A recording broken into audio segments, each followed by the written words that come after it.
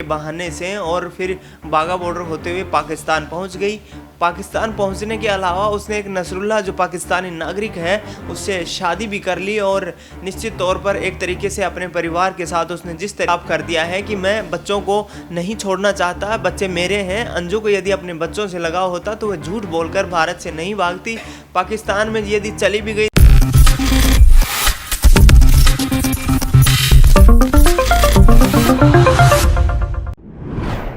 Next 9 news में आपका बहुत बहुत स्वागत है। मैं हूं आपके साथ अबरार उल हक रहमानी। आज दर्शकों उस बड़े मामले पर हम चर्चा करेंगे। दरअसल इस समय साफ तौर पर यह कहा जा रहा है कि अंजू के भारत लौटने के बाद भारत सरकार की चिंताएं बढ़ गई है।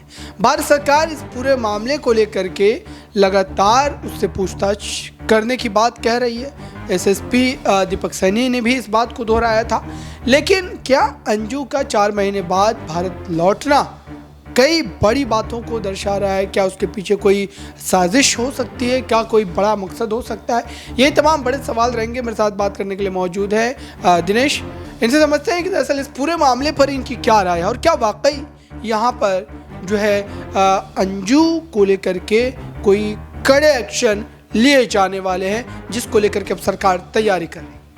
जी बिल्कुल, देखिए अबरार, जिस प्रकार से अंजू 4 महीने के एक लंबे वक्त के बाद पाकिस्तान से भारत वापस लौटी है, निश्चित तौर पर संशय के घेरे में है। कई सवालों को भी जन्म दे दिया है कि क्या अंजू अब भारत में ही रहेगी या फिर से वापस पाकिस्तान जाएगी? क्या भारत का और पाकिस्तान आना जाना इतना आसान हो गया है कि जब कोई इंसान कभी भी अपनी मर्जी से आ सकता है या वापस जा सकता है? तमाम ये सवाल हैं। कहीं ना कहीं सुरक्षा से जुड़े हुए सबसे बड़े मुद्दे जो हैं कि अंजू के द्वारा क्या वहाँ पर कोई सुरक्षा से संबंधित जानकारियां साझा की गई, क्या भारतीय सैन्य ठिकाने हैं उनकी कोई जानकारियां नसरुल्लाह के माध्यम से साझा की गई? क्या नसरुल्लाह पाकिस्तानी आर्मी का एजेंट था? क्या नसरुल्लाह आईएसआई का एजेंट था? नसरुल्लाह ने किस प्रकार से अंजू को अपने जाल में फंसाया, किस प्रकार से वहां पर बुलाया? लगातार तमाम ये सवाल खड़े हो रहे हैं। बहरहाल आपको बता दें कि बीते दिनों जिस प्रकार से अंजू की वापसी हुई है भारत में, उसके बाद से उनसे अटारी बॉर्डर पर आईबी और अमृतसर जो पंजाब पुलिस है उसकी टीम ने भी, बीएसएफ ने भी पूछताछ की। कई देर तक उससे पूछताछ हुई, लेकिन उसने कहा कि मेरी वीज़ा अवधि जो थी वो ख़त्म हो गई है और जिसके चलते मैं भारत वापस लौट आई हूँ और अब आगे मैं भारत में रहूँगी या पाकिस्तान में रहूंगी ये मेरे बच्चे तय करेंगे, क्योंकि मुझे बच्चों की बहुत याद आ रही थी और बच्चों से मिलने के लिए मैं पाकिस्तान से भारत वापस आई हूं। जहां तक उसके परिवार का सवाल है तो अंजू के पति भी और उसके पिता भी दोनों एक तरीके से इनको स्वीकार करने से डिनाई कर चुके हैं कि अब हम अंजू को स्वीकार करने के लिए तैयार नहीं है कि जिस प्रकार से वो हमसे धोखा करके जयपुर घूमने के बहाने से और फिर बाघा बॉर्डर होते हुए पाकिस्तान पहुंच गई। पाकिस्तान पहुंचने के अलावा उसने एक नसरुल्लाह जो पाकिस्तानी नागरिक है उससे शादी भी कर ली और निश्चित तौर पर एक तरीके से अपने परिवार के साथ उसने जिस तरीके से धोखाधड़ी किया है तो वो अब परिवार उसको स्वीकार करने को तैयार नज़र नहीं आ रहा है। अच्छा, अगर जो इस तरीके से हम देखें कि ये कहा जा रहा है कि अंजू लगातार ये दावे कर रही है कि वो अपने परिवार के लोगों से मिलना चाहती है, लेकिन वो पति की बात करे, बच्चों की बात करे, उन्होंने साफ तौर पर इनकार कर दिया है। तो क्या ये जो है कोई उसका प्लान हो सकता है? क्योंकि अगर परिवार से लगा होता तो जाहिर सी बात है कि वो पाकिस्तान जाती ही नहीं, और अगर चली गई और अब आकर के इस तरीके से दावे करना, क्या ये उसका कोई बड़ा मकसद है इस पूरे मामले में? क्योंकि अब देखिए शादी की भी खबरें थी वहाँ पर, निकाहनामा, ये तमाम चीज़ें जो सोशल मीडिया पर वायरल हो रहे थे।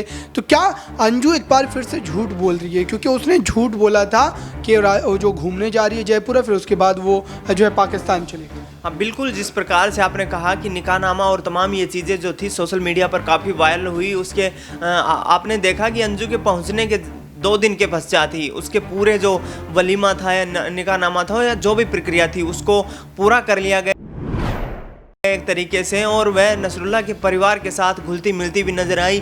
तमाम उसको उपहार वहाँ पर पाकिस्तान में नसरुल्लाह के जो दोस्त थे या फिर जो व्यापारी थे, कुछ लोग ये भी बता रहे थे कि उनको एक बहुत बड़ा प्लॉट जो है वो गिफ्ट किया गया है और जिसमें अब वो आगे अपने ज़िंदगी के जो आगे का सफ़र है उसको तय कर सकती है, वहाँ पर रह सकती है स्थायी रूप से। आपको बता दें कि अबरार जिस प्रकार से लगातार उसका जो बच्चों के साथ लगाव का मामला है वो उसके पति ने भी ये साफ कर दिया है कि मैं बच्चों को नहीं छोड़ना चाहता। बच्चे मेरे हैं। अंजू को यदि अपने बच्चों से लगाव होता तो वह झूठ बोलकर भारत से नहीं भागती।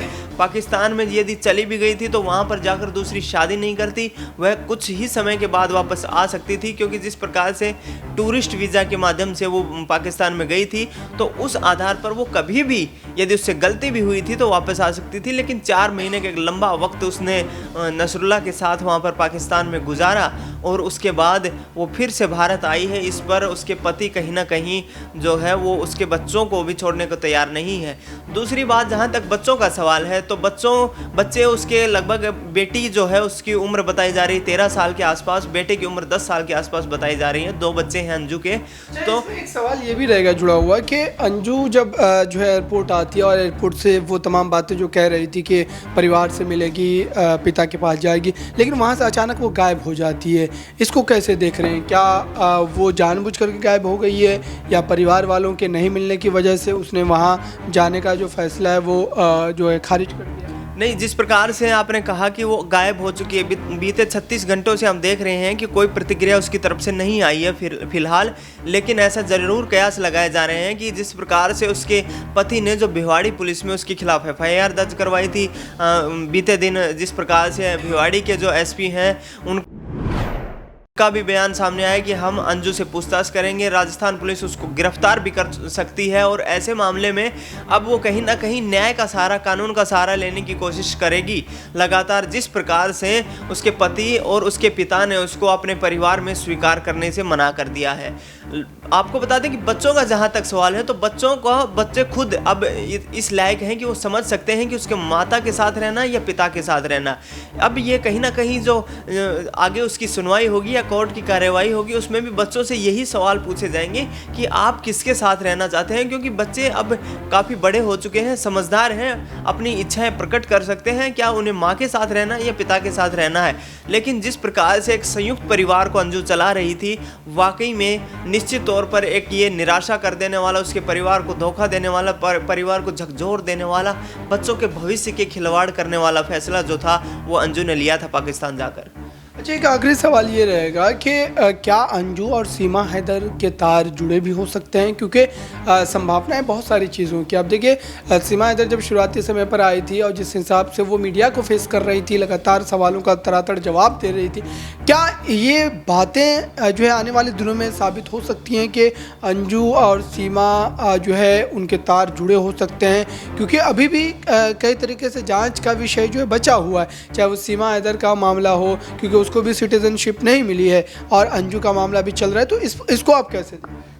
लगातार जिस प्रकार से एक तरीके से देखा जाए तो अंजू जो है वो एक वैध तरीके से पाकिस्तान में गई थी। यदि हम प्रोसेस की बात करें तो वो उसने पासपोर्ट बनवाया, उसके बाद उसने ट्रैवल वीज़ा लगवाया और उसके बाद वो बागा बॉर्डर होते हुए पाकिस्तान में जो है एंटर कर गई थी। वहीं अंजू का जो सीमा का मामला है वो इसके बिल्कुल विपरीत था। जिस प्रकार से वो टूरिस्ट वीज़ा के माध्यम से पाकिस्तान से के कराची से और फिर वो नेपाल पहुंची, उसके बाद लगातार नेपाल के रास्ते वो भारत में आई और यहाँ पर उसके साथ रहने लगी। लंबी पूछताछ हुई, उसकी जो जांच एजेंसियां उनके सामने, यूपी पुलिस की ATS टीम ने भी उसको गिरफ्तार किया था। उसके साथ ही जो उसके भारतीय पति हैं एक तरीके से सचिन मीणा, उसको दोनों को गिरफ्तार करके लंबी पूछताछ की थी।